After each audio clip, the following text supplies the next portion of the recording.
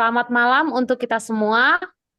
Di sini kami dari kelompok 2 dengan anggota ada Darwin Octavian Sialuho, Devi Pitauli Sitinjak, Fitri Kartika Matondang, Wan Yulianti Pandiangan, Elizabeth Simanuhuru.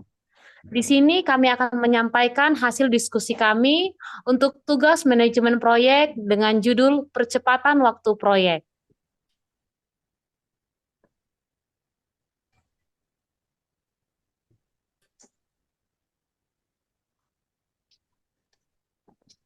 Pendahuluan. Waktu, mutu, dan biaya adalah 3 komponen penting dalam perencanaan suatu proyek konstruksi. Kontraktor harus bisa mengelola suatu proyek konstruksi secara sistematis agar waktu penyelesaian proyek sesuai dengan kontrak atau bahkan lebih cepat sehingga biaya yang dikeluarkan bisa menjadi benefit atau keuntungan dan juga bisa menghindarkan dari denda akibat terlambat dalam penyelesaian proyek konstruksi. Oleh karena itu, percepatan penting untuk dilakukan untuk mengatasi keterlambatan.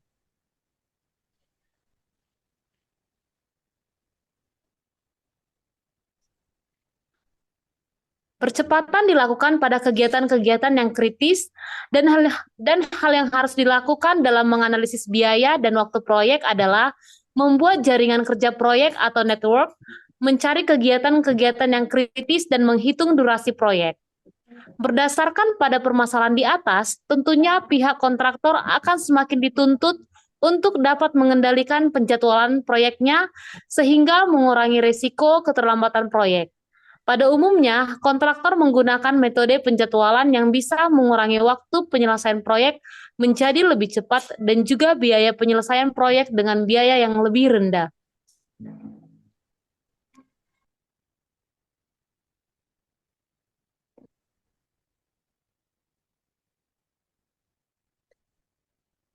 Studi literatur yaitu metode crashing atau percepatan waktu proyek. Crashing adalah proses mereduksi waktu penyelesaian proyek dengan disengaja, sistematis dan analitik melalui pengujian dari semua kegiatan dalam proyek, namun difokuskan pada kegiatan yang berada di jalur kritis. Maka lintasan kritis pada network planning harus sudah diketahui sebelum melakukan crashing. Karena lintasan kritis menjadi penentu dalam mempercepat durasi. Selanjutnya, prosedur metode crashing yang diungkapkan Imam Soeharto meliputi yang pertama membuat networking planning rangkaian kegiatan, yang kedua menghitung durasi penyelesaian proyek dan identifikasi PDM, yang ketiga menentukan biaya normal masing-masing kegiatan, keempat menentukan biaya percepatan masing-masing kegiatan, kelima menentukan cost slope masing-masing kegiatan dengan rumus cost slope sama dengan crash cost normal cost dikurang normal duration crash duration. Keenam, mempersingkat durasi kegiatan dimulai dari jalur kegiatan krisis dengan cost slope terendah. Yang ketujuh, jika terbentuk jalur kritis baru selama proses percepatan, maka percepat kegiatan-kegiatan kritis yang memiliki kombinasi slope terendah. Selanjutnya, kedelapan, meneruskan produksian waktu kegiatan sampai titik CPD, titik proyek dipersingkat atau sampai tidak ada lagi jalur yang kritis. Kesembilan, menggambarkan hubungan antara titik normal atau biaya dan waktu normal dan TPD dalam bentuk grafik. Kesepuluh, menghitung dan menjumlah biaya langsung dan tak langsung untuk mencari biaya total sebelum produksian waktu. Kesebelas, memeriksa durasi penyelesaian proyek dengan biaya terendah pada grafik biaya total yang telah digambar. Dan yang terakhir, ke-12, membandingkan biaya normal dan biaya percepatan dengan presentasi. Baik, kita lanjutkan cara melaksanakan percepatan penyelesaian waktu proyek. 1. Penambahan jumlah jam kerja lembur, working time, dan menambah bekerja. Yang kedua, penambahan tenaga kerja. Penambahan tenaga kerja pekerja untuk suatu aktivitas tertentu tanpa menambah jam kerja.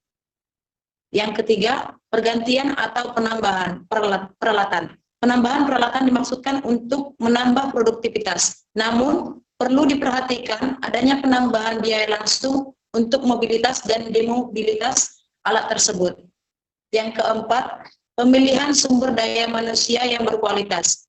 Yang dimaksud dengan sumber daya manusia yang berkualitas adalah tenaga kerja yang mempunyai produktivitas yang tinggi dengan hasil yang baik.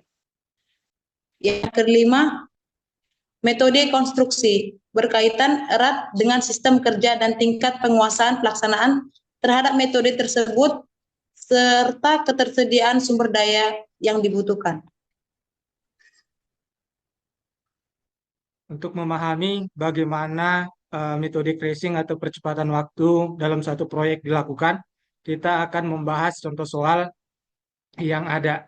Di sini terdapat contoh soal yang akan kita bahas. Berikut terdapat tabel suatu proyek suatu perusahaan, di mana tabel proyek suatu perusahaan itu terdiri atas kejadian, waktu normal, biaya normal, waktu crash, dan biaya crash.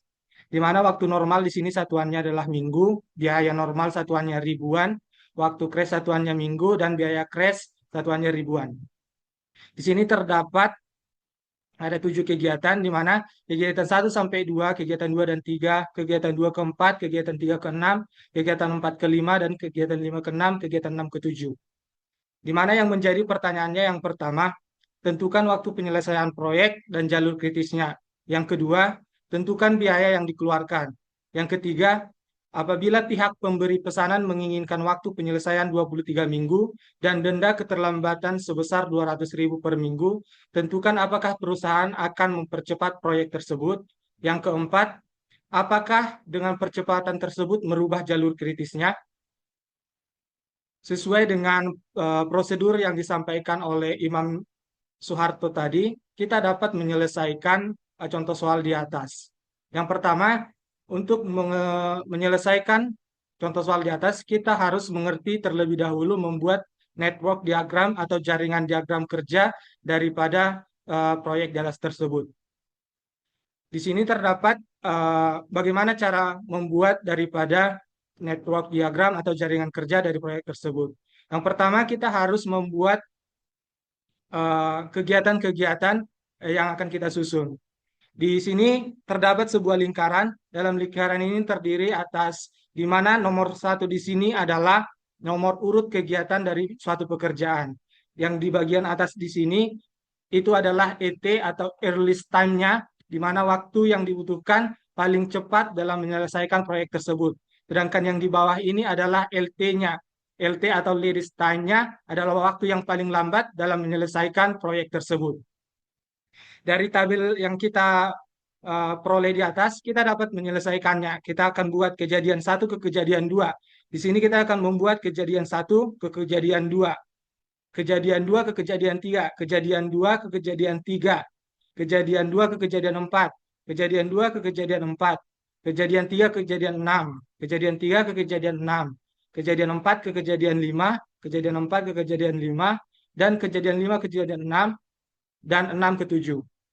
Jadi kita dapat membuat earliest time-nya. Di sini adalah waktu yang paling cepatnya. Karena tidak ada kegiatan pendahulunya, maka di sini adalah 0. Kejadian 1 ke kejadian 2 membutuhkan waktu 10 minggu. 10 minggu. Kita tulis di sini 10 minggu.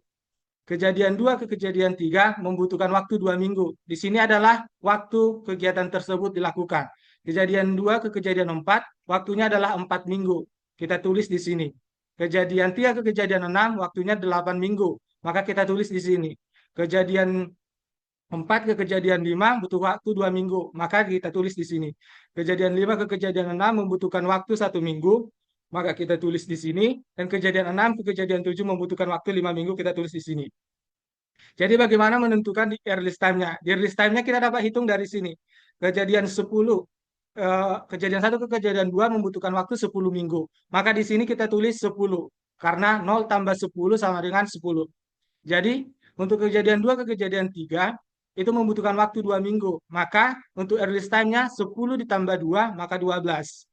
Dan kejadian 2 ke kejadian 4 di sini ada membutuhkan waktu 4 minggu. Maka kita buat 10 ditambah 4 sama dengan 14. Kejadian 3, kejadian 6 sama juga. Di 12 ditambah 8 sama dengan 20. Kejadian 4 ke kejadian 5, 14 tambah 2 sama dengan 16. Kejadian 5 ke kejadian 6. Di sini yang harus kita betul-betul pahami. Kalau di earliest time-nya, maka di sini adalah waktu yang paling besar yang harus kita pilih, yaitu di angka 20. 12 tambah 8 sama dengan 20. Dan sedangkan di sini 16 tambah 1 sama dengan 17. Kenapa kita nggak pilih yang 17, kita pilih yang 20? Karena di release time-nya, waktu yang paling kita butuhkan adalah waktu yang paling besarnya. Jadi, dan kita lanjutkan kejadian 6 ke kejadian 7, maka 20 ditambah 5 sama dengan 25. Jadi waktu penyelesaian dari proyek tersebut adalah 25 minggu. Jadi untuk di ladies time-nya atau LT-nya, kita pilih yang di bawah ini. Jadi bagaimana mengisinya? Sama juga, 0 ditambah 10 sama dengan 10. Jadi untuk di sini sama juga, 10 ditambah 2 sama dengan 12, 10 tambah 2 sama dengan 12. Di sini kan ada juga, maka kita akan tambahkan juga di sini sama dengan 17. 18 tambah 12 tambah 8 sama dengan 20. Di sini juga diisi. Di sini yang menjadi kita tentukan juga waktu yang dibutuhkan ini, karena sama-sama dia dengan 20, maka dia tidak perlu kita pilih mana yang paling kecil atau mana yang paling besar. Tetap hasilnya adalah 20 untuk ET-nya. Karena 18 tambah 8 sama dengan 20, 19 tambah 1 sama dengan 20. Dan 20 tambah 5 sama dengan 25. Maka di sini tetap waktu yang paling dibutuhkan adalah 25. Jadi waktu penyelesaian proyek adalah 25 minggu. Untuk yang pertama, kita sudah dapat mengetahui waktu proyeknya 25 minggu. Dan jalur kritisnya di jalur 1, 2, 3, 6, dan 7. Dapat dilihat dari di mana IT sama dan LT-nya itu sama, yaitu di jalur 1, jalur 2, jalur 3, jalur 6, dan jalur 7. Karena ET sama LT-nya sama. Dan yang kedua, bagaimana cara menghitung biaya percepatan per minggu sebagai contoh dari kejadian 6 dan sampai kejadian 3 sampai dengan kejadian 6. Di sini kita dapat menggunakan rumus delta cost per delta time sama dengan C1 dikurang C0 per T1 dikurang T0. Sama dengan 1000 dikurang 700 per 8 dikurang 6. Sama dengan 300 per 2 sama dengan 150. Dari mana kita lihat? Kita dapat melihat dari di mana C0-nya tadi adalah biaya normal, C1-nya itu tadi adalah biaya percepatannya atau biaya crash-nya, T0-nya itu adalah waktu normal, dan T1-nya itu adalah waktu percepatan atau waktu crash-nya. Jadi begitu cara menghitung daripada biaya percepatannya. Yang kedua, biaya yang dikeluarkan dari seluruh kegiatan tersebut adalah dapat dihitung dari biaya normal, di mana biaya normalnya itu sama dengan 13.700.000. Dapat kita lihat dari menghitung biaya normal tanpa percepatan. Ini adalah biaya yang dikeluarkan dalam pembuatan proyek tersebut. Yang ketiga, apabila dilakukan percepatan, harus pada jalur kritisnya, yaitu misalnya pada jalur 3 dan 6 selama 2 minggu. Di mana kalau kita lakukan dia percepatan, maka dia akan membutuhkan biaya 300.000. Sedangkan kalau kita tidak melakukan percepatan, maka akan terjadi selisih, yaitu 100.000 menjadi 400.000. Jadi lebih baik dilakukan percepatan proyek menjadi 23 minggu, karena biaya yang dikeluarkan lebih rendah dibandingkan tidak dilakukan percepatan. Yang keempat, dengan percepatan proyek menjadi 23 minggu, jalur kritisnya tidak mengalami perubahan, tetap pada jalur 1, 2, 3, 6, dan 7 seperti dalam gambar di atas. Karena jalur kritis tersebut, percepatan proyek tidak mempengaruhi terjadinya perubahan pada jalur kritis. Kesimpulan. 1. Percepatan pekerjaan atau proyek dapat dilakukan dengan 2 landasan yang berbeda, yaitu percepatan aktual dan percepatan konstruktif. Yang kedua, metode yang dilakukan dalam percepatan waktu proyek ini, yaitu metode crashing, adalah proses mereduksi waktu penyelesaian proyek dengan disengaja, sistematis, dan analitik melalui suatu pengujian dari semua kegiatan dalam proyek, namun difokuskan pada kegiatan yang berada di jalur kritis. Sekian hasil dari presentasi kami. Kurang lebihnya kami mohon maaf. Semoga presentasi kami ini dapat bermanfaat. Selamat